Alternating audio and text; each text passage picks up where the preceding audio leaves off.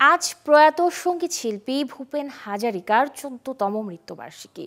২০১১ সালের ৫ নভেম্বর অনন্ত পথের যাযাবর হন সঙ্গীতের এই কিংবদন্তি।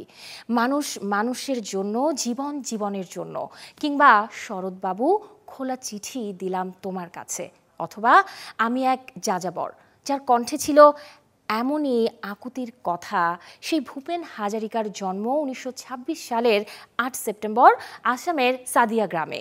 জীবদ্দশায় একাধারে তিনি ছিলেন গীতিকার, সুরকার, চলচ্চিত্র নির্মাতা, সাংবাদিক ও সাহিত্যিক। মানুষকে মানুষের পাশে দাঁড়ানোর আহ্বান জানিয়ে গিয়েছেন অসংখ্য গান। বাংলা ও হিন্দি দুই ভাষাতেই যে গানগুলো পেয়েছে আকাশচুম্বী জনপ্রিয়তা।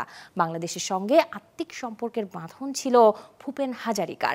৭১-এর মুক্তিযুদ্ধে এই শিল্পীর গান স্বাধীনতাকামীদের মাঝে আশার আলো জাগিয়েছিল। মৃত্যুর কয়েক বছর আগেও ঢাকায় এসে ভক্ত শ্রোতাদের মাতিয়ে গিয়েছিলেন তিনি।